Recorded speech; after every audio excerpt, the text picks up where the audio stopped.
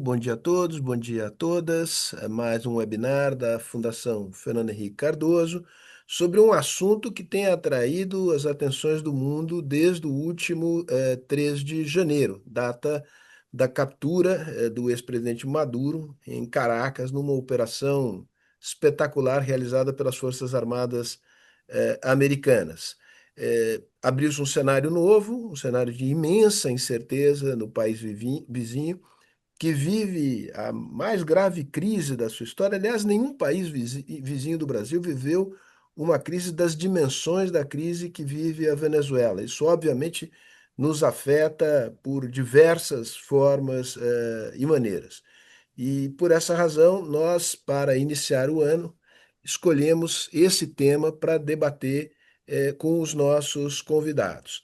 Antes de apresentá-los, eu vou pedir aqui um minuto de atenção para fazer um agradecimento às empresas que patrocinam o ciclo de seminários e webinários da Fundação Fernando Henrique Cardoso. Eu queria agradecer a todas e a cada uma delas, sem cujo apoio não seria possível realizar as nossas atividades. Muito bem. Segundo o protocolo aqui, vamos rodar um pequeno, breve filme institucional e depois eu passo a apresentação dos nossos convidados. Encarar desafios civilizatórios inéditos por meio do diálogo e da produção de conhecimento. Promover discussões de qualidade, abertas a diferentes perspectivas e pontos de vista. Ter capacidade de aperfeiçoar a democracia e superar a polarização destrutiva. Entender o papel do Brasil em um mundo de constantes transformações. Num dramático cenário de mudanças climáticas, ser parte da solução.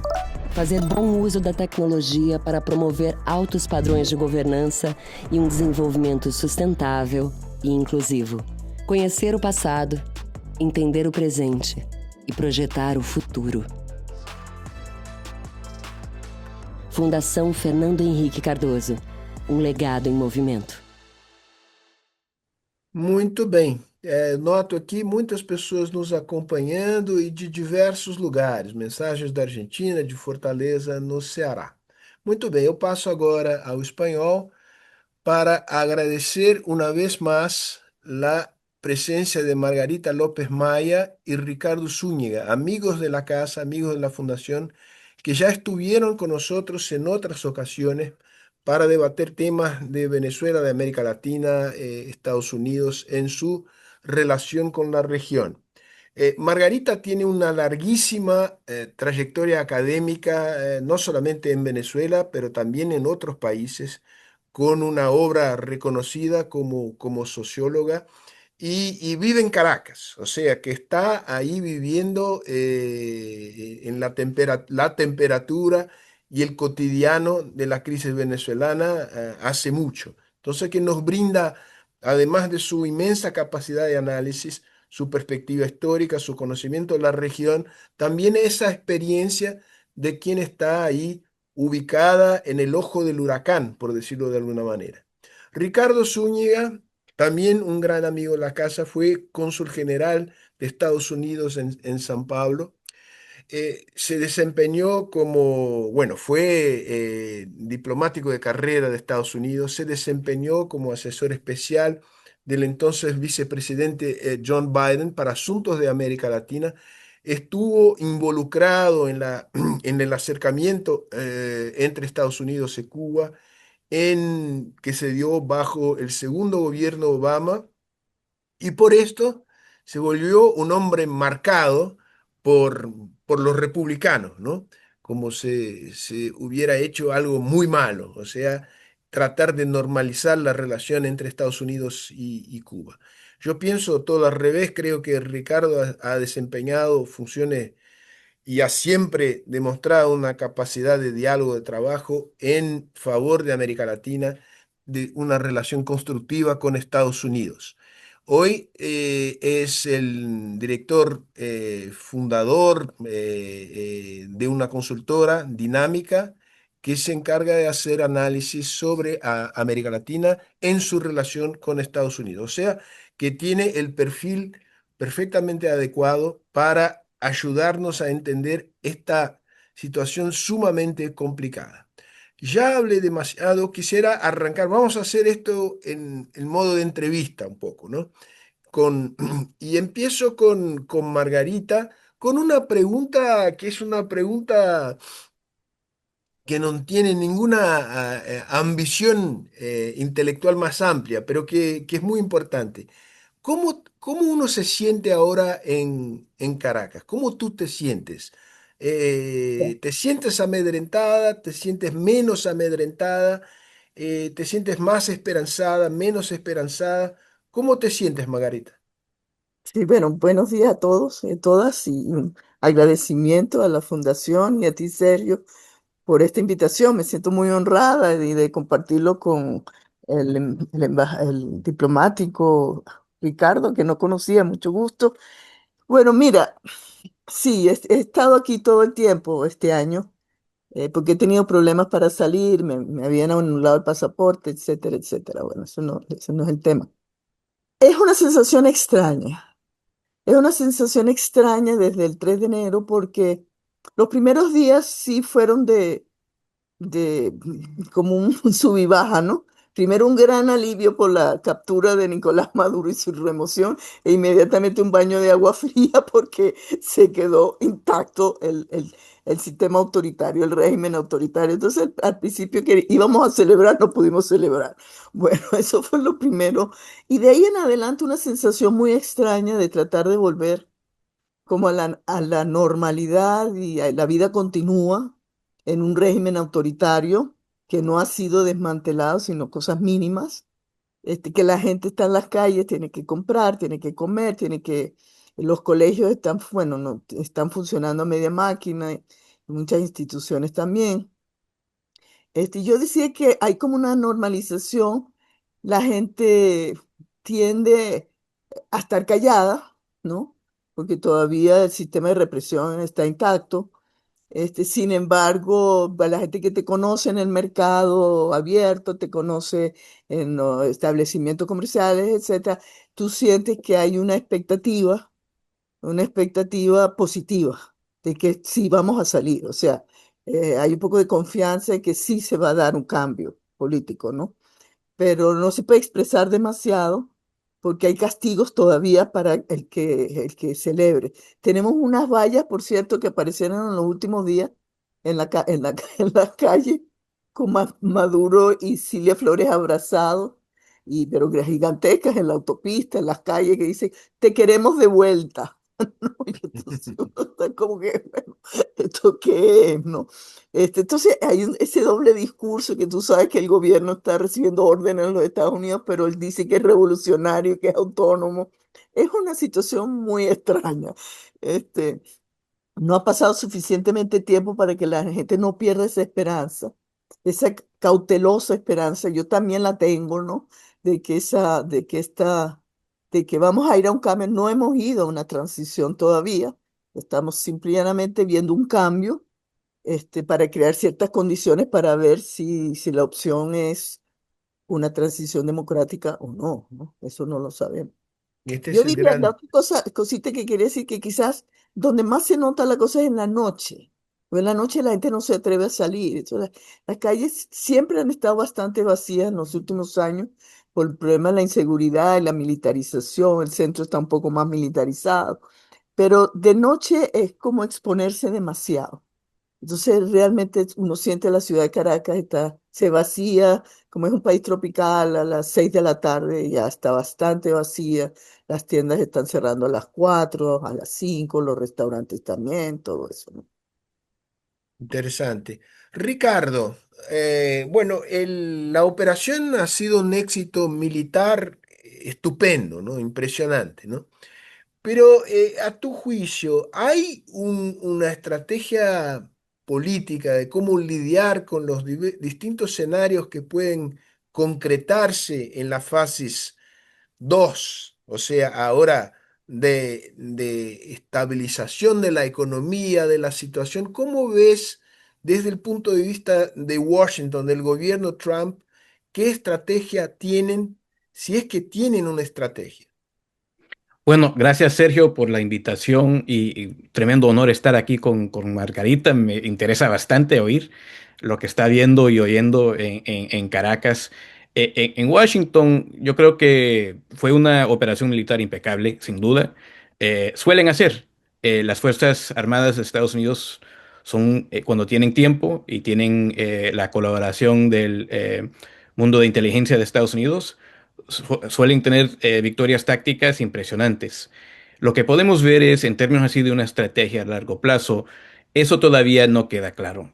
Lo que sí es que hay varias estrategias. Hay la del presidente Trump, que era dominar la industria petrolífera de Venezuela, y forma parte no puede descartar la importancia de la visión del siglo XIX del presidente Trump, y eso no es digamos, no estoy criticando esa visión, esa es la visión de él, que él anuncia como la visión primordial que debería tener Estados Unidos, de controlar su periferia y dejar que el resto del mundo cuide de sí. Entonces, para él, esta fue una muestra de la capacidad de Estados Unidos de controlar los recursos de otro país cuando le interesaban a Estados Unidos y negárselas a los adversarios de los Estados Unidos. Entonces, ahí era, digamos, más o menos la meta de él. Obviamente, en el caso del secretario de Estado y de otros miembros del gabinete, tal vez tenían otra visión, llegando del punto de vista de un senador de Florida, que vive y ha vivido eso desde el punto de vista de la importancia de Venezuela para Cuba, que es, digamos, el objetivo primordial para políticos de la Florida. Entonces, yo creo que lo que estamos viendo es que ha habido han tenido que improvisar bastante desde el primer día. Se vio desde el primer discurso del presidente cuando decía que los oficiales alrededor de él eran los que iban a mandar en Venezuela. Y sigue hablando de que Estados Unidos controla todo lo que está pasando en Venezuela. Yo creo que lo que tenemos aquí son dos equipos que están improvisando, tratando de proteger a lo suyo y a sus intereses y avanzar esos intereses. Yo creo que para un gran porcentaje de la cúpula de Venezuela, esta es una salida razonable. O sea, ceder y rendir a Maduro, que claramente lo quieren todavía y lo quieren de vuelta, pero algún otro día. Para hoy, yo creo que lo importante para ellos es sobrevivir y tener una salida mejor que la que les habría resultado después de las elecciones del 2024. O sea, ahora tienen chance de sobrevivir como movimiento y como fuerza política, y de sobrevivir físicamente. Entonces, yo creo que para ellos eso es lo primordial. Para Estados Unidos sigue un poco indefinido. El orden de operaciones es instituciones, la industria petrolífera, primero. Segundo, la estabilidad política en Venezuela, y eso puede decir varias cosas. Y tercero, una evolución democrática en el país. Déjame corrigir um error, e isto eu vou fazer em português. Queria agradecer o Poder 360, que está fazendo uma parceria conosco. Queria agradecer pessoalmente ao Fernando Rodrigues, ao jornalista Fernando Rodrigues, por essa parceria que amplia muito a nossa audiência aqui nessa importante conversa que temos hoje com Margarita e com Ricardo Zúñiga. Margarita, hábleme un poco sobre los nuevos equilibrios al interior del chavismo, ¿no?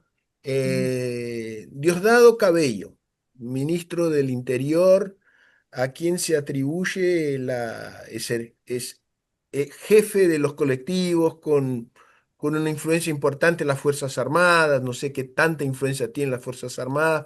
¿Cómo ves este juego entre las distintas facciones del chavismo y este reacomodo que se está produciendo ahora con Delcy Rodríguez como presidente del Estado?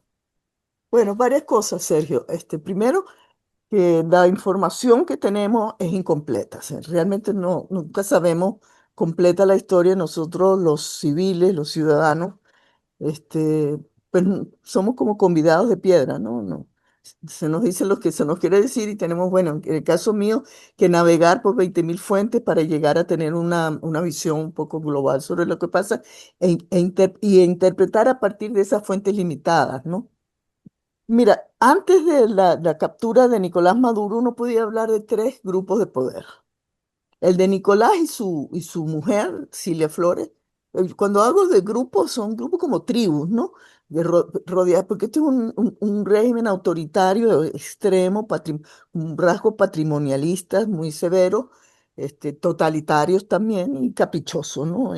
Lo que diría los politólogos sultanísticos, ¿no?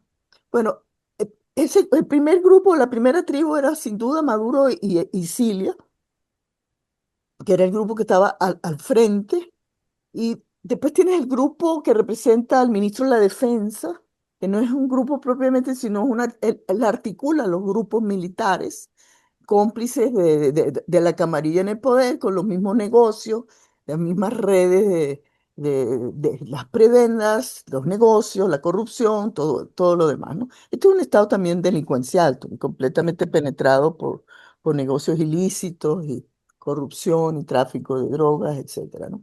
Y después tenías lo que uno considera que es el grupo comandado por Diosdado Cabello, que, que está en control de las fuerzas policiales, algunos de los grupos de inteligencia y los colectivos, los paramilitares y todos los grupos colectivos civiles armados, ¿no? En mi humilde opinión, aquí lo único que se ha hecho es recomponer el grupo de Cilia y Maduro, de Cilia Flores y Maduro. Porque los hermanos Rodríguez, que también hay que siempre tener presente que ellos son dos hermanos. Ahorita la visibilidad es de Delcy, pero eso es una empresa de poder entre estos dos hermanos que son inseparables. Son inseparables desde siempre y Delcy no tuvo influencia o mucha visibilidad durante el gobierno de Chávez. Ella comienza a acumular fuerza durante el gobierno de Maduro junto con su hermano, ¿no? Entonces ellos suben ahora a recomponer en mi opinión, a recomponer ese grupo. Si tú ves los audios, tú vas a ver que Nicolásito Maduro está ahí. Entonces ellos están haciendo cambios en los altos mandos militares, en el gabinete, algunas cosas directamente, creo yo, comandadas por Estados Unidos, como la salida de Alex Saab del Ministerio de Industria, ¿no?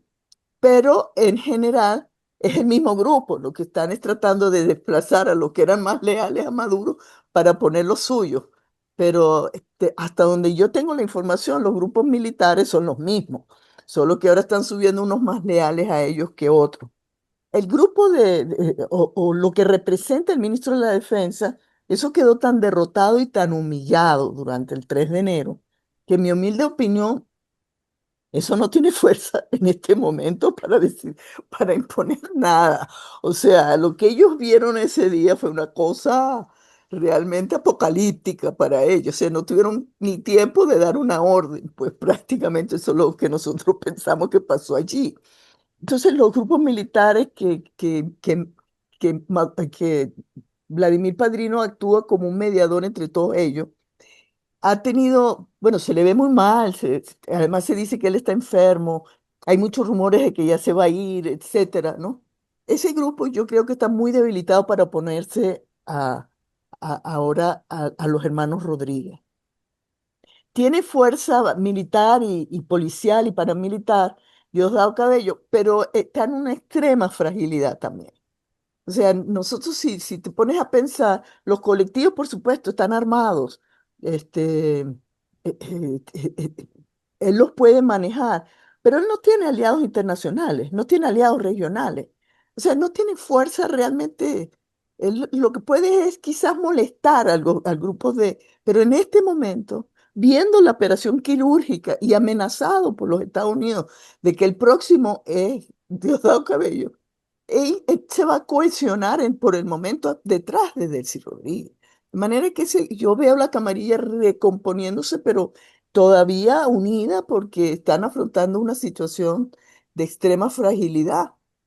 Y ella, digamos, los hermanos Rodríguez, que son civiles y no tienen armas, están respaldados, ¿verdad? En este momento por los Estados Unidos. Entonces, si tú ves la fuerza militar y policial de Venezuela contra el gobierno de los Estados Unidos, vas a decir, bueno, no, o sea, ellos están, Y entonces ellos sí están tratando de convencer al gobierno de los Estados Unidos que ellos pueden mantenerse en el poder complaciendo los intereses de Estados Unidos, cualquiera que ellos sean. Así, digamos, yo lo veo así y creo que representan una opción autoritaria, por supuesto, porque ahí no hay vocación democrática, pero una vocación autoritaria seguramente más light que la de Maduro, ¿no? Y más, ella se presenta como una tecnócrata, como una tecnócrata. Y él, bueno, controla ella el ejecutivo y él el legislativo, Jorge. Y hay quienes dicen, y esto simplemente lo insinúo porque me parece razonable pensarlo, que la cabeza de ese grupo nunca fue Maduro, que la cabeza es Jorge Rodríguez. Y siempre lo ha sido. Y eso, tengo una duda razonable ahí, porque si tú ves el papelón que ha hecho Nicolás Maduro y la permanencia durante tantos años en el poder, dice, no, necesita una persona inteligente. ¿Y cuál es la persona inteligente, sagaz, hábil y sin escrúpulos? Pues Jorge Rodríguez, pues. Los hermanos. Ricardo, cuando Trump dice, I run Venezuela, ¿qué quiere decir esto? ¿Qué tipo de control tienen ellos sobre el gobierno de Venezuela ahora, en términos muy concretos? ¿Y cómo está la negociación con las petroleras? Porque este es un tema clave de interesar a las petroleras a hacer inversión en Venezuela, lo que no es un tema simple bajo el grado de incertidumbre que hay todavía en la situación. Bueno, primero agradecer a Margarita esa explicación muy detallada y buena. Y una cosa, yo no suelo hacer pronósticos por aprender a no hacerlo, pero una cosa que yo sabía era que cualquiera fuera la situación, que Jorge Rodríguez iba a estar del lado de los ganadores. Eso siempre quedó claro, y es cierto. Y no se olviden del papel de Jorge Rodríguez con el gobierno de Qatar en negociar todo esto por afuera. Entonces, obviamente diseñaron su nido desde hace muchos meses para quedar por encima. Mire, Profundice, perdón, pero profundice un poco este tema de la negociación con Qatar. eso también fue el caso en el gobierno de Biden. Fue el gobierno de Qatar que siempre quería estar del lado de ambos gobiernos, de ambas autoridades, para salir adelante como país. O sea, y en este gobierno del presidente Trump, los países del Golfo tienen bastante influencia con el equipo de Trump. Yo estoy seguro que ellos pudieron ver muy bien la solución, que sacar a Maduro de la ecuación favorecía a una situación que favorecía a Qatar y tal vez a Estados Unidos y tal vez a Venezuela en su momento, pero definitivamente a Qatar. Y Jorge Rodríguez y Delcy hasta cierto punto eran las personas que podían entregar ese resultado. Entonces ellos, que no son novatos en esto, ayudaron a traer este resultado. Y obviamente sin duda, crearon cierta confianza con la Casa Blanca. Entonces el presidente Trump, que sí, yo creo que él sí oye a las voces del Golfo, yo creo que se sintió respaldado en avanzar una solución que tendría un resultado favorable para él. Ahora, el entendimiento que tiene el presidente de lo que está pasando en Venezuela es lo que le dicen a él. O sea, sus miembros del gabinete y principalmente el secretario Rubio, cuando él estoy seguro que lo que le pregunta al presidente es algo no muy detallado y no muy, digamos así, de entender los pormenores de lo que está pasando en Caracas. Dice quién controla, quién está manejando a Caracas y quién la controla a Delcy. O sea, y Rubio va a levantar la mano y decir totalmente bajo control. No se preocupe, señor presidente, estoy encargado de todo, va a tener un resultado bueno y hace las llamadas que tiene que hacer. Por ejemplo, lo que señaló Margarita, la salida de Alex Saab, que no podía estar en un gobierno tolerado por los Estados Unidos. Entonces, eso quedó claro. Pero quiero enfatizar eso. Él no se va a molestar por los detalles. Y esto ha salido en el curso de lo que está pasando en la industria petrolífera. ¿Quiénes están interesados en este momento en entrar? Las de servicio, las empresas grandes de servicio, no las empresas que tienen que hacer una inversión de capital enorme por el momento. ¿Y qué es lo que oímos nosotros como consultores, como en nuestra empresa? Lo que oímos es las empresas como Exxon, las empresas que han estado y que conocen el mercado de Venezuela y la industria de Venezuela, dicen que hasta tengan claridad acerca del rumbo político, no van a meter la mano para ser expropiados de nuevo y saben de antemano, como ya ha señalado el gobierno de Estados Unidos, no van a ni defender las reclamaciones que ya existen, de la deuda que ya existe, ni van a defender las operaciones de los nuevos entrantes. O sea, las condiciones son muy problemáticas. Y en términos así de ese petróleo que se puso a venta, ese famoso, los 50.000 barriles que se pusieron a venta de inmediato, han tenido bastantes problemas en venderlo, porque están vendiéndolo en los mismos mercados de siempre, la India y China, donde tenían un descuento mejor cuando Maduro estaba en el poder que el descuento que están mirando hoy de 9% o algo así. Entonces, han tenido problemas en avanzar y tener los éxitos que ellos pensaban que iban a tener. Lo que oigo bastante de colegas que están trabajando todavía en el Departamento de Estado es que la Casa Blanca está satisfecha con la situación en Venezuela, quieren seguir adelante como están y piensan que lo que se tiene que hacer se va a pagar a través de los ingresos de la industria y que eso va en plena marcha. Yo no estoy seguro si eso es cierto, pero parece que el punto de vista es que ya conquistaron lo que tenían que conquistar y van avanzando bien. Quería Una meterme en pregunta, eso, si por me favor, permite. Margarita. Sí, bueno, lo primero es que el negocio que le interesa a Trump puede ser el petróleo, pero Venezuela era un foco de peligro para los intereses de los Estados Unidos muchísimo mayor que un negocio. O sea, si tú revisas la política de seguridad nacional que ellos publicaron el año pasado, finales de noviembre, principio de diciembre, no recuerdo la fecha, tú vas a ver allí que hay un renacimiento de la doctrina Monroe, ¿verdad? Y entonces lo que se llama el corolario Trump. Y allí está claro que el continente de América es para Estados Unidos, pues. Hay que tratar de asegurar este continente, ¿no? Y Venezuela era el foco de la perturbación de eso, el foco del caos, de la desobediencia, del que yo me alío con todos tus enemigos, que tú eres el imperialista, que aquí está el Hamas, yo le doy pasaporte, le doy al Hezbollah, mis socios son Irán, son China, son Rusia, bueno, eso también es parte de lo que está sucediendo. O sea, el gobierno de los Estados Unidos tiene petróleo. Yo no creo que el problema sea tanto el petróleo como asegurarse el continente americano para ellos, ¿no? Y para eso tenían que resolver el problema de Venezuela, porque si no lo resolvían, lo digo desde hace muchos meses, cuando pusieron el despliegue militar ahí en el Caribe, se tienen que actuar. Si no actúan es porque ya no tienen capacidad hegemónica en el mundo, en ese mundo que se está construyendo en este momento. Ellos tienen que actuar y tienen que actuar sobre Venezuela, que es el foco de inestabilidad de toda la región.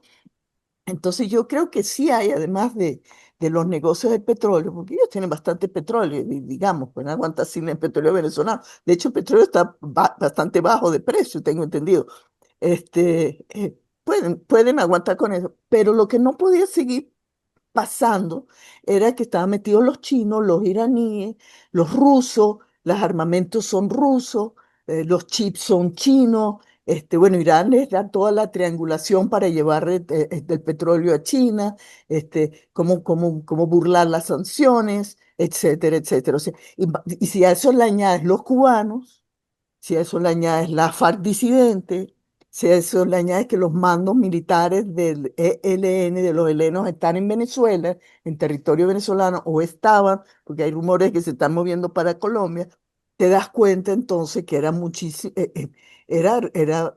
muchísimo mayor el panorama de necesidad de resolver el tema venezolano. Y en ese sentido creo que se está comenzando a resolver. Ustedes se acuerdan que también en una de las primeras decisiones que tuvo Trump fue con Panamá, para sacar a los chinos de Panamá. No, entonces yo creo que esto es parte Esto de eso, me, ¿no? Margarita, eso me lleva, y vuelvo a Ricardo, esto me lleva a decir que eh, lo más importante podría ser echar a los chinos, los rusos de la región, en particular de Venezuela. Y Esto del quiere Caribe en decir particular. Del Caribe en los particular. Irán y todo, ¿no?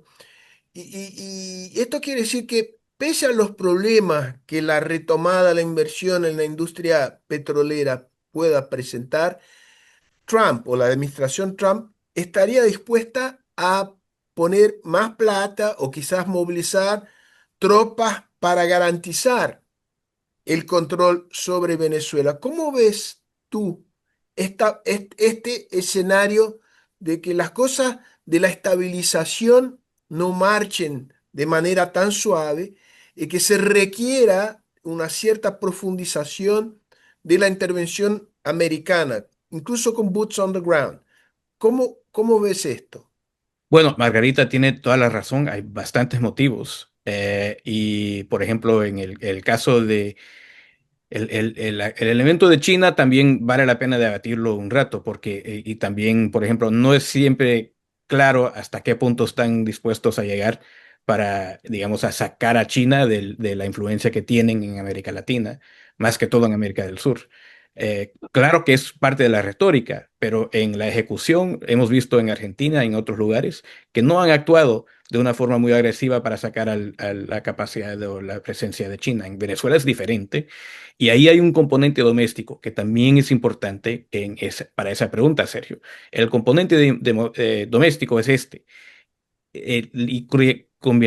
Venezuela se convirtió, digamos, en el eje del mal de esta Casa Blanca porque también habían muchos inmigrantes de Venezuela en Estados Unidos y habían durante la campaña marcado el Tren de Aragua como digamos, la fuente de todo el mal que llegaba, o sea, estaban moviendo fentanila, estaban matando cientos de miles de americanos, todo eso era parte de la retórica de la campaña y querían convertirlo en realidad porque lo que están tratando más que todo liderados por Stephen Miller en la Casa Blanca, es señalar que hay un conjunto de fuerzas nefastas y que el gobierno de Nicolás Maduro era una de las fuentes más importantes de la zona de eso, que combinaba la migración, los carteles, el movimiento de drogas con todos los enemigos de los Estados Unidos, con China, con Rusia, con Irán, todo eso en un solo paquete. Entonces, por eso es que estaban atacando esos buques en el Caribe, ahí cerca de la costa de Venezuela, era para decir, ¿qué hace uno con narcoterroristas? Los mata.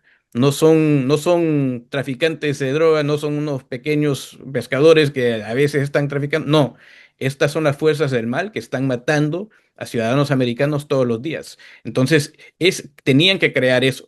Al mismo tiempo, hay el presidente Trump tiene una capacidad de entender, digamos, la resistencia pública en Estados Unidos bastante bien. Es un político muy hábil en términos de entender, digamos, la postura de la mayoría de los ciudadanos de Estados Unidos, y una de ellas es una resistencia tremenda a las aventuras militares. Entonces, sí fue una operación impecable, pero ¿cómo se vendió al presidente Trump? No habrán bajas, no habrán tropas después, no nos quedamos allá. Que yo sepa, yo no he oído nada de que, por ejemplo, el Comando Sur tenga una relación muy fuerte ahora con las Fuerzas Armadas de Venezuela o que tenga una idea de colocar de nuevo tropas de nuevo. Están hablando de abrir una embajada y hacerlo de una forma más o menos controlada, y no a una escala enorme para poder, digamos, hacer lo que se ha hecho en países donde Estados Unidos ha actuado de forma militar en otros casos. O sea, él quiere una presencia mínima. Ahora, a la vez, lo de Panamá es muy importante. No es solamente lo de China. El presidente Trump, desde los años 80 ha tenido le ha desagrado tanto que se haya entregado de vuelta el canal a Panamá, lo ha mantenido en la mente y lo quiere de vuelta y seguirá tratando de hacerlo y colocarlo, lo ha mencionado de nuevo, quiere hacer eso. Entonces, y en el caso de México, casi seguro habrán ataques militares contra carteles en México. ¿Te Eso sí parece? ha sido el Das, objetivo das principal. por descontado que habrán ataques. Yo creo que casi seguro que habrán ataques. Yo no veo cómo no habrán ataques, con o sin la autorización del gobierno de Claudia Sheinbaum. Muy bien. Margarita, un poco de la política interna en Venezuela. ¿Cómo se quedó la oposición después del 3 de enero? ¿Más fragmentada, más cohesionada? A uno que se da el trabajo de leer los diarios, El País, por ejemplo, eh, hay un grupo más cercano a Capriles que tiene una posición bastante distinta de María Corina. ¿Cuál es el juego al interior de la oposición y cómo ves la posibilidad de que superen este estado de cierta desunión como para empujar el tema de la transición, de una transición democrática ordenada? Sí. Bueno, lo primero que yo diría es que esa opción está sobre la mesa. Esa es la opción de la sociedad venezolana, vamos a decirlo así, porque creo que los intereses de Estados Unidos son otros. Los intereses, por supuesto, de la cúpula en el poder son otros, ¿no? Ahí no hay vocación democrática. Y yo me atrevería a decir que en el gobierno, o por lo menos el presidente Trump no lo tiene. No me atrevería a decir su grupo en el poder, porque para Marco Rubio creo que sí es un proyecto de vida poder llevar la democracia a Cuba y para eso tiene que pasar por Venezuela, ¿no? Y creo que por lo menos en el lobby republicano cubano también pues, han respaldado muy fuertemente a María Corina Machado, por cierto. Yo diría que para la sociedad venezolana ese es el proyecto. Un cambio político se dijo en esas elecciones del 28 de julio, donde masivamente ganó la Plataforma Unitaria Democrática con un 68% de los votos contra un 30% del chavismo madurismo, sin contar que teníamos 4 millones de electores, y 4 millones y medio de electores fuera del país sin derecho a votar. Si eso hubiera podido subir hasta 80%. Entonces, el ansia por una ruta democrática es muy fuerte, pero es la nuestra, no es la de los factores imperiales y las fuerzas externas, ¿no? O no lo es principalmente. Entonces ahí es cuando viene el problema de la oposición. ¿Quiénes pueden hacer eso? Bueno, indudablemente la voluntad popular, la soberanía está expresada en esas elecciones contundentes donde participó masivamente la población venezolana y obtuvo un triunfo María Corina Machado. Las encuestas de las semanas, ella ha estado 16 meses en la clandestinidad en un gobierno como este, digamos. Se ha ganado ese premio Nobel a pulso, ¿no? Por la resistencia y la capacidad que ha tenido de sostenerse en el tiempo en esa lucha. Este, ella, digamos, sin ella no puede haber ruta democrática, en mi humilde opinión. Ella es, junto con Edmundo González Urrutia, quienes tienen el capital político para conducir a la oposición a esa ruta. Fueron dejados de lado el 3 de enero, no tenían información sobre eso. Entonces, ¿cuál ha sido el trabajo de ella? Bueno, tratar de entrarle al presidente Trump con unas tácticas y unas cosas un poco desafortunadas, en mi humilde opinión, o muy desagradables, en mi humilde opinión, como la medalla que le da a Trump. Y ahora estos abrazos con el hijo del Shah de Irán, que no entiendo muy bien para qué sirve eso, ¿no? Pero sí, indudablemente ellos siguen sobre el terreno tratando. ¿Qué hay detrás de María Corina Machado? Muy poca, en términos políticos, organizativos, su partido es un partido personalista.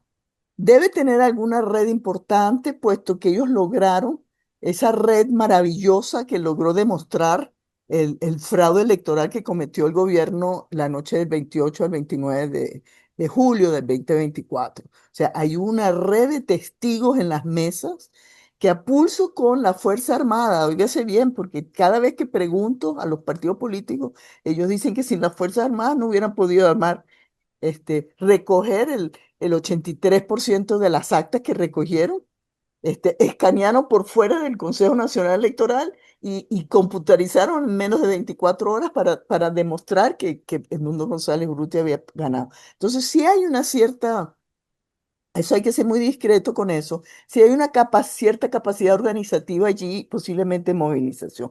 Pero el partido en sí es un partido muy débil. Y Alianza para el Pueblo es un cascarón, que es el otro que le apoya. ¿Cómo se llama? La causa R, bueno, sí tiene algún caudal electoral en un par de regiones. La Plataforma Unitaria Democrática que llevó a ese triunfo del 28 de julio, bueno, un nuevo tiempo ya prácticamente se ha dedicado a fragmentar eso, a salirse de eso, a tener una opinión distinta. Nosotros hemos tenido un problema con la oposición democrática de fragmentación que después del 28 de julio pareció exacerbarse porque habían dos diagnósticos distintos, ¿no? El diagnóstico de seguir operando en elecciones y tratar de seguir operando en mesas de negociación, y el de María Corina Machado, que decía, bueno, ya se vio que queremos un cambio político y ya se vio que esta gente, después de 7 negociaciones fallidas, no va a negociar. Entonces, eso ha dividido tremendamente la oposición. Yo diría que la cabeza del que hay que seguir votando y todo eso es Enrique Capriles Radosky. Se tuvo que ir del partido Primero Justicia por tener esa posición. Se fue a las elecciones. ¿Cuál es el caudal de Enrique Capriles? Él ha quedado bastante descalificado por haberse opuesto a la conducción política de María Corina Machado. Él algunos dirigentes de un nuevo tiempo, acusándola a ella de autoritaria, de arbitraria. Bueno, es que ella también, o sea, ella también es muy radical en el sentido de que ella piensa que no se puede negociar con el gobierno después de todas estas cosas que han sucedido, pero desde antes, por una posición principista, que tú no puedes negociar con un gobierno criminal. Bueno, entonces eso es la fragmentación. Enrique Capriles Rado, que está en este momento en el espacio de la Asamblea Nacional, porque él hizo una organización para competir en las elecciones regionales y que fueron fraudulentas completamente. O sea, eso el gobierno hizo lo que quiso allí porque el Consejo Nacional Electoral, mm, bueno, imagínense, desde el 28 de julio no tiene una página web. O sea, tumbó la página web y no puede dar un resultado oficial a ningún nivel. Nosotros aquí echamos broma con ese humor tropical que dice, el presidente saca la servilleta y dice, bueno, no, aquí sacamos tantos votos y el otro sacó tanto y entonces, ¿no? ¿Dónde está la servilleta? Decimos aquí no, con la servilleta pues entró Enrique Capriles Radosky y un conjunto de unos 20 diputados que supuestamente, que son de oposición. Allá hay varias oposiciones en esos 20 diputados. Gente como Capriles, como Stalin González, como Ecarri, quien está ahí también Luis Emilio Rondón, etcétera, que yo creo que ellos piensan que ese espacio había que ocuparlo. Había que ocuparlo, aunque fuese para hacer una oposición leal al régimen, pero para poder decir algunas cosas allí e incidir en algunas cosas. Pero para la sociedad venezolana eso, ellos son deleznables, o sea, realmente son muy débiles, no tienen partidos importantes. Este, y yo diría que estamos en ese laberinto. Lo que nos queda ahora, y eso sí quería ponerlo sobre la mesa, es una sociedad civil que está más clara. ¿No? La sociedad venezolana tiene grupos, organizaciones sociales que conforman la sociedad civil, muy disminuida y golpeada por la persecución, pero ahí está. Y tiene mucha más claridad y es la que está saliendo a la calle a defender esos presos políticos que están en condiciones realmente inhumanas. este, bueno, esa es una idea de la poca voluntad del gobierno de Elsi o de la poca capacidad del gobierno de Elsi. Es que ellos controlan el ejecutivo y controlan el legislativo y no han tirado un indulto para liberar a los presos políticos. Lo único que Quisiera hacen, aprovechar este punto, pidiendo permiso a Ricardo para profundizar un poco este tema en la sociedad civil, porque hay una pregunta de Janaína Figueredo, que es una periodista conocida acá en Brasil, vive en Buenos Aires y cubre la región. Y es la pregunta sobre la Comisión de Verdad y Paz que fue lanzada.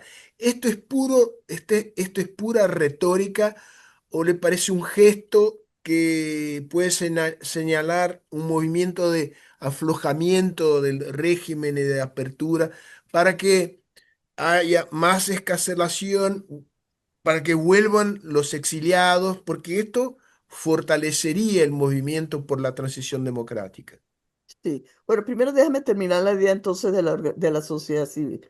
Nosotros tenemos organizaciones de muchos años de desarrollo, muy perseguidas, muy golpeadas, con muy escaso financiamiento, pero ahí están y tienen mucho prestigio para la sociedad. Esa gente ha ido convergiendo alrededor del movimiento por la liberación de los presos políticos. Nosotros tuvimos este, oficialmente por las ONG del Foro Penal aproximadamente bueno, tuvimos más de 2.000 presos políticos después del 28 de julio. Eso llegó a ser, antes del 3 de enero, unos 850 registrados por las ONGs. Hasta el momento, eso calculan las ONG hasta el momento unos 250 excarcelados que no liberados porque siguen siendo rehenes del gobierno, tienen medidas cautelares, no pueden hablar, no pueden decir las condiciones en las que estuvieron presos, si los torturaron, no pueden hacer política, no pueden salir del país, tienen que presentarse en los tribunales. Esa es una situación, esa es la situación de ellos. Pero además, en el momento en que el gobierno comenzó a excarcelar, aparecieron por lo menos más de 100 presos políticos más que estaban callados porque las familias no habían puesto las denuncias. Muchos de ellos son militares, tienen miedo de poner las denuncias porque afectan a su preso o afectan a su familia. Entonces, hoy en día se calcula que eran más de 1.100 o algo por el estilo. Y eso significa que no ha salido ni una cuarta parte de excarcelación, sabiendo que el Ejecutivo y el legislativo están controlados por los hermanos Rodríguez y podrían tirar un indulto, pasar una ley. Entonces, eso a mí me dice mucho de la intención de ir hacia un cambio de régimen político, de ir hacia una transición democrática. Ujú. Tenemos una prolongación. Ahora voy con la comisión que se nombró en estos días. Bueno, se acaba de nombrar. Es una comisión que no tiene dirigentes políticos. Es decir, no tiene gente que negocie conflictos políticos. No tiene gente de la oposición democrática, de la gente de la oposición democrática, este, yo, por lo menos no de la gente de María Corina Machado, que constituye, digamos, como les digo, el depositario de la soberanía popular, pues de las elecciones, ahí no hay gente de esa. Su composición es fundamentalmente personas cercanas al gobierno. Está presidida por uno que ha sido el ministro de Comunicaciones, que como ministro de Comunicaciones está al frente de un sistema de medios, de un aparato de propaganda, de un medio de lo más totalitario que ustedes se pueden imaginar. Aquí nosotros tenemos toda la sofisticación del mundo para la censura de prensa en el país. Él es el que encabeza hoy en día esa comisión. Está de secretario una persona, creo yo, que es amiga personal de la presidenta. Este, y, y los otros que yo detecto ahí son gente cercana al gobierno, con la salvedad quizás de uno que yo conozco que puede ser independiente, profesional, y que no sé por qué está ahí. Bueno, sí lo ha dicho en una cuenta, porque todo el mundo se ha asombrado de que esté ahí, ¿no? Y él ha dicho, bueno, que yo sí creo que se puede en ese espacio hacer algo. Yo, en mi humilde opinión, porque todas estas cosas son yo siempre he estado a favor de mesas de negociación. Pero ya en las últimas mesas de negociación mi escepticismo es lo máximo. Y ellos no van a negociar. O sea, ellos no van a negociar una transición democrática para mí. Y si lo hubieran hecho, ya lo hubieran hecho. Salvo que bajo presión de Estados Unidos. Salvo fuerza, fuerza, sí. Y esta comisión es sobre todo para ponerse de acuerdo entre ellos, creo yo, y para ganar tiempo.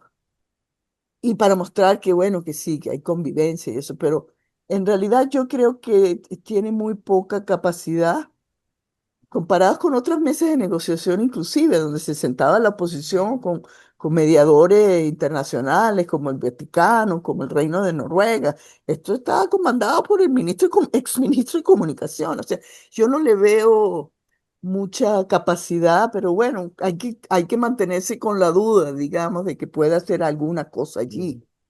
Pero soy Perfecto. muy escéptica sobre esa comisión, esa es la verdad. Gracias, gracias, Margarita.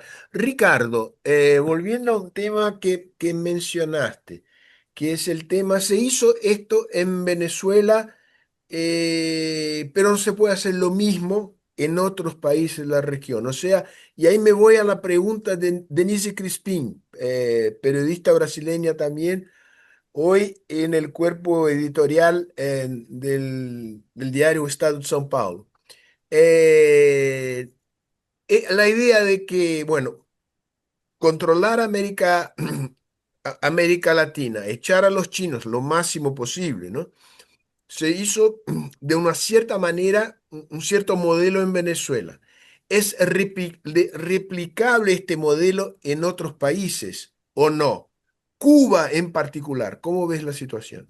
Muy diferente. Mire, la situación en Cuba es muy distinta. Primero, yo lo que he oído es que hay oficiales del gobierno de Estados Unidos que están buscando la Delcy de Cuba. No hay Delcy en Cuba. O sea, es una situación totalmente diferente. Y pensar que lo que pasó y que está pasando, o sea, no, la misión sigue en Venezuela. Aquí estamos no en una situación acabada donde ha habido un triunfo, sino que una situación súper dinámica, de bastante movimiento que podría ir por varios cursos. O sea, hay por varios rumbos. Entonces, sí se puede repetir un ataque. Eso sí, o sea, la capacidad táctica de los Estados Unidos de llevar a cabo un asalto militar, no hay nadie que podría resistir eso en todo el continente. O sea, no existe eso. Pero que eso se convierta en una victoria, un avance geopolítico, estratégico, ya es otra cosa muy diferente. Y ahí, en el caso de Cuba, ¿qué estarían ganando? Control de una isla que va a rumbos de Haití en términos de la situación social y económica. O sea, el mundo ha cambiado y yo creo que en eso es importante señalar aquí la capacidad militar de Estados Unidos de dominar el continente americano, sin duda. Pero como podemos ver en la estrategia de Estados Unidos, que es de dividir el mundo más o menos en tres trozos, y el lado, digamos, el trozo americano es nuestro, según declaraciones del presidente muy claras. The Western Hemisphere is ours. Quiere decir lo que es tuyo es mío también. Eso lo tienen bien claro. ¿Cómo hacer eso sostenible? Es otra cuestión, porque los gobiernos, por ejemplo, tomando el caso de Venezuela, si los ciudadanos de Venezuela que quieren un país más abierto, quieren en lo que votaron en el 2024, si quieren algo parecido a esa solución, yo creo que esa no va a ser una solución que va a rendir a Estados Unidos. Van a tener que mantenerse activos y pedir una situación y demandar tanto al gobierno de Estados Unidos como al gobierno si es un gobierno, de Delcy Rodríguez, condiciones razonables, democráticas y abiertas a la población.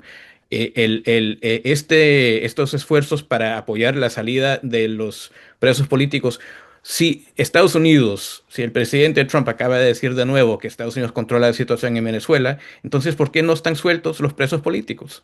Entonces, para mí me queda muy claro, la situación de control puede ser una de control en términos de retórica, en términos de lo que está pasando en el terreno, ya es otra cosa muy, muy diferente.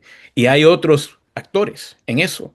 Como dijo Margarita, el proyecto de este grupo es de mantenerse en el poder por todo el tiempo que puedan y de tener una situación donde ellos controlan después de sus, tal vez, si tienen que compartir el poder, controlar el escenario después. Entonces, ese es el proyecto de ellos. Ese no es el proyecto de la población de Venezuela.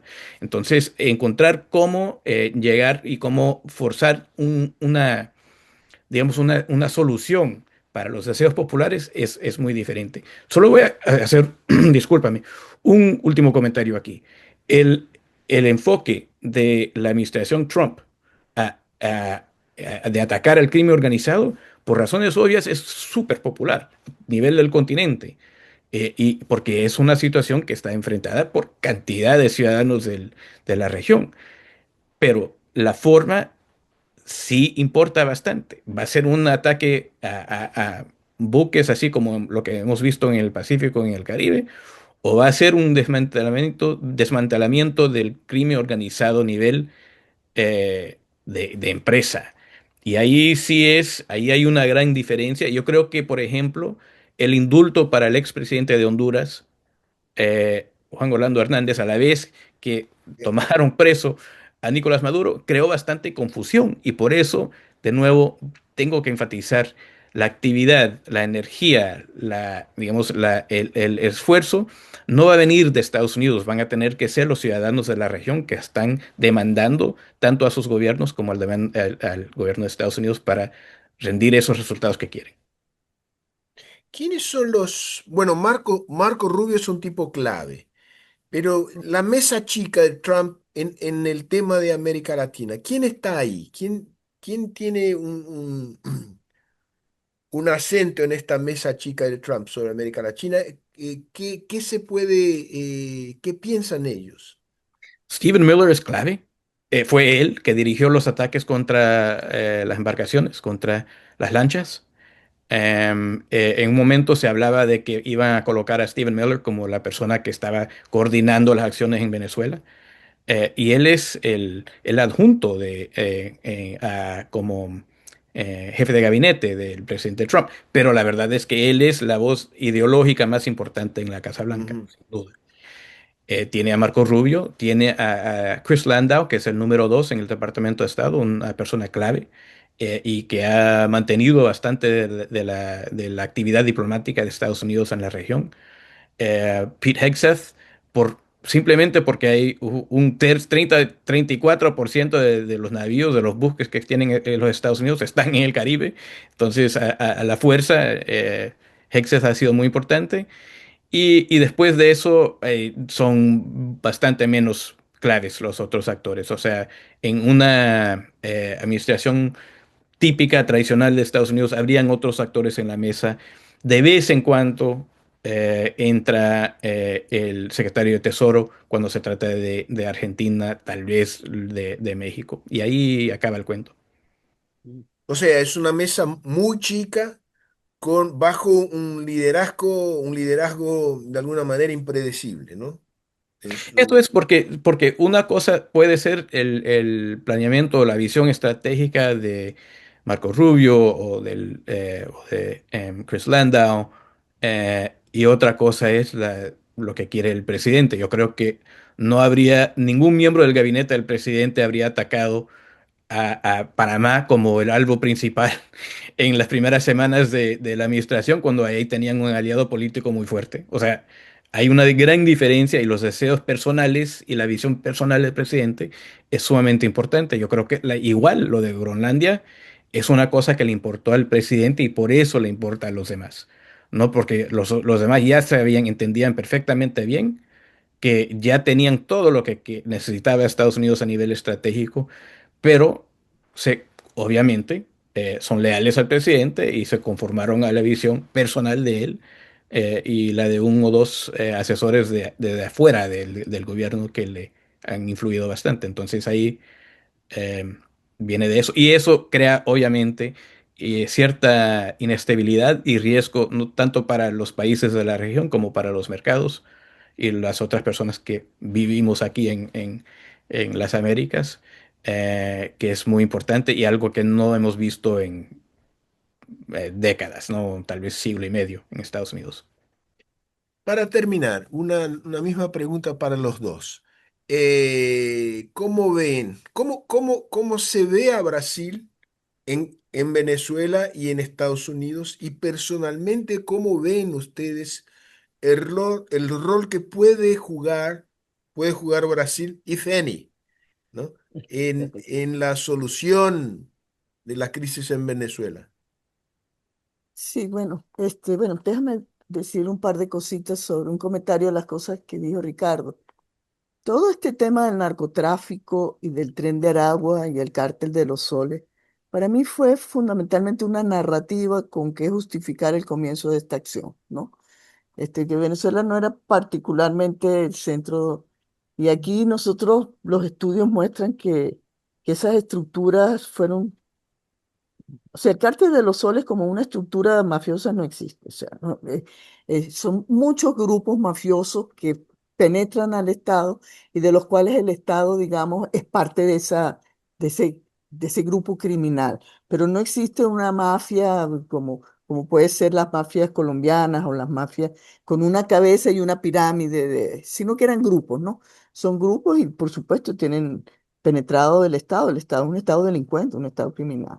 Y el Tren de Aragua, hasta donde los expertos aquí lo han estudiado, sí se ha exportado hacia el exterior, pero también creo que se ha magnificado, atribuyéndole una cantidad de cosas para poder justificar justamente esta acción que vimos este año. Entonces, son discursos que justifican lo que fue antes de la captura de... Pero lo principal para mí es sacar, ejercer el control sobre el continente de una manera segura para los Estados Unidos. Y en ese sentido creo que va a ser bipartidista. No creo que eso se modifique, en el futuro. Sí. Ahora, la región está fragmentada, está debilitada, se ha quedado prácticamente muda con relación a esto, a lo que ha pasado. No se le ve capacidad de incidencia.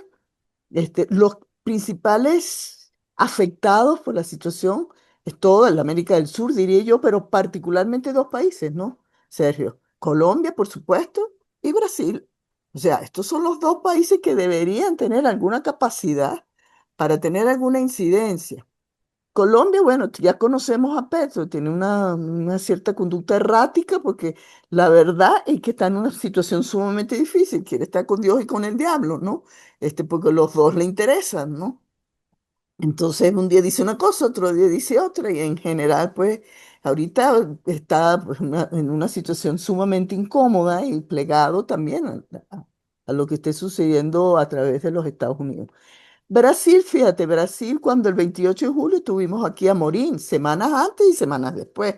A Morín y el presidente Lula sabían exactamente lo que estaba pasando. O sea, no, ellos están absolutamente claros en el descomunal fraude electoral que hubo aquí. Y Lula quiso interceder, el presidente de Brasil quiso interceder, en mi humilde opinión, más para mantener su perfil de liderazgo regional que para realmente solucionarnos el problema. ¿No? Porque bueno, esa es la vocación de Brasil, ¿no? Brasil tiene una cierta vocación hegemónica en América del Sur. Pero Maduro no le hizo caso, como no le hizo caso al Vaticano, como no le hizo caso a Rus, a los americanos, como no le ha hecho caso a nadie, ¿no? Él quería mantenerse en el poder y creía que con el apoyo de Rusia, de China, los drones, los chips, la inteligencia, los armamentos, la inteligencia cubana, todo eso, él estaba súper blindado. Él, por eso es que pienso que no era la cabeza realmente del grupo, porque yo creo que estaba fuera de la realidad, ¿no? Entonces ahora Lula ha vuelto otra vez pero con otra actitud, con la actitud de esta, del derecho internacional ha sido violado, que no sé cuánto, que la soberanía, ¿cuál es la soberanía? Venezuela no tenía soberanía. La soberanía popular fue clara el 28 de julio y no la obedecieron. Y la soberanía territorial está que el Hezbollah tiene pasaportes, el Hamas tiene pasaporte venezolano, los chinos tienen pasaporte, no hablan español, vienen, entran y salen. Es decir, ¿cuál era la soberanía que se estaba violando? Me parece un poco errático y débil, y yo diría que tendría un rol podrían tener un rol importante que jugar ellos dos. El gobierno, o sea, una articulación de estos dos que están tan afectados por el gobierno de Venezuela. Y diría Colombia y Brasil. Colombia y Brasil constituyéndose en los voceros de la sociedad venezolana. O sea, son dos gobiernos democráticos. La estabilidad va a venir es por el orden democrático. Se lo dijo las compañías petroleras a Trump. Nosotros, ¿cómo vamos a volver a invertir allí si no hay Estado de Derecho, no hay legalidad? La población venezolana, yo tengo un sueldo de $2 al mes. O sea que si tú no resuelves el problema laboral, ¿con quién vas a trabajar aquí? ¿Con qué profesionales? ¿Con qué empleados? Aquí necesitamos una ruta democrática para poder estabilizar este país. Y ese discurso no lo tiene Trump, no lo tiene, por supuesto, ni Cuba, ni Rusia. Ser el portavoz de la sociedad venezolana podría ser el rol que a la región y particularmente a los vecinos, a nosotros pues, nos apoyaría y es que además lo han dicho todos los economistas serios venezolanos de este país y algunos que son americanos y venezolanos, estabilidad en Venezuela no económica no va a haber si no hay libertades civiles y políticas. Y no va a haber libertades civiles y políticas si tú no mueves el gobierno de facto porque si Maduro era ilegítimo, imagínate, Delcy. O sea, ella es la vicepresidenta del gobierno ilegítimo de Nicolás Maduro. Entonces, con eso Aquí se especula mucho que puede no durar y que pueden haber algunos cambios, un plan B, por ejemplo, de que suba algún un cuerpo colegiado tecnocrático, pero también se ha dicho que ellos van a tratar de mantenerse en el poder hasta las elecciones de término medio, van a tratar de estirar esto lo más que puedan con la expectativa de que los demócratas cambien el juego y entonces, como fue la política de Biden, que fracasó totalmente en este país para sacarlo, pero ellos piensan que pueden tener más juego con el Partido Demócrata que con el republicanismo de Trump y los diputados republicanos. Entonces, ese es el juego, pero yo sí diría, o sea, si yo quisiera mandar un mensaje a Brasil, pero erígete en el de la ruta democrática como la única solución de estabilidad regional, junto con Colombia, ¿no? Y podría jugar un papel crucial para la sociedad venezolana porque la verdad es que nosotros necesitamos que, o sea, porque este es un juego de ajedrez sumamente, son varios tableros de ajedrez sumamente complicados. El internacional está jugando full, nosotros estamos tratando de jugar con la sociedad civil, sobre todo, porque los partidos políticos están muy debilitados y con la conducción política de María Corina Machado, que también ella tiene importantes alianzas internacionales y nacionales y todo eso, pero la región debería entrar sobre todo los regímenes democráticos a poner la cara y decir, bueno, no, esto solamente se puede estabilizar de esta manera. Couldn't agree more. Thanks. Ricardo, No, solo, mire, yo totalmente el de tema, acuerdo el tema del bipartidismo es importante, ¿no? en Si esto términos de cambia o Estados no Unidos. cambia bajo un gobierno demócrata o sigue igual. Oiga, nadie va a extrañar a Nicolás Maduro en Estados Unidos. Había un deseo de removerlo fuerte. Fue el presidente Trump que lo hizo, pero yo creo que a nadie va a extrañar. Y si hay un cambio aquí digamos, en el Congreso. Aquí lo que importa no es tanto lo que haga, o sea, lo que desee el presidente Trump en términos de la evolución de lo que pase en la democracia venezolana. Van a tener que ser de los venezolanos que demandan eso de cualquier gobierno y utilizar la palanca que han ganado con Estados Unidos en este momento, que tienen por ahora en este momento, mientras reúnen las fuerzas antidemocráticas en Venezuela, que es lo que está pasando ahora. Se están reforzando ahora mismo para ver qué tiempo pueden durar. Y es muy importante enfrentar eso. En el caso de Brasil, yo diría que lo que sí tiene Brasil no es incidencia con lo que hizo Estados Unidos ni lo que pasó ahora con Nicolás Maduro, sino que en el futuro de Venezuela. Reconstruir la capacidad diplomática para influir, digamos, a los militares de Venezuela para que escojan la ruta democrática, para influenciar a otros actores políticos en Venezuela, para apoyar a las fuerzas democráticas, para estabilizar el país a largo plazo. Ahí Brasil tiene un fuerte interés. O sea, para Brasil, en vez de Venezuela ser digamos, un problema que siempre existe allá, que ha invitado a fuerzas desde afuera de los Estados Unidos para el continente por la primera vez, ¿no? Entonces, Venezuela por ahora representa una amenaza estratégica para Brasil. La podrían convertir en un socio si apoyan a las fuerzas democráticas en Venezuela. Y eso quiere decir no a escoger a un lado o otro, sino que usar esa capacidad que tiene de Brasil, capacidad diplomática, económica, cultural, para tratar de crear digamos, unas dinámicas positivas para Venezuela como su país vecino. No quiere decir enfrentarse al gobierno del presidente Trump, porque ahí yo no creo que van a tener un resultado muy positivo. Hasta ahora no lo han tenido. Y esa incidencia, de nuevo, si no se va a extrañar a Nicolás Maduro en Washington por cualquier de los dos partidos, tampoco lo van a extrañar en Plan Alto ni en el Congreso de Brasil. O sea, hay que mirar para enfrente, pero para eso hay que crear condiciones propicias a la estabilidad y una estabilidad democrática, no autoritaria. Muy bien, inmejorable. Muchas gracias. Nos han ayudado muchísimo, pero de verdad, fue una discusión estupenda y quisiera repetirla en algún momento más adelante, porque los problemas se van a quedar con nosotros por un largo periodo, me imagino. Margarita, cuídate. un gusto Gracias. verte Igual. bien. Ricardo, un abrazo. Cuando vengas a Brasil, avísame. Ok, un abrazo. Un Un abrazo, gusto. un Chao. tremendo gusto.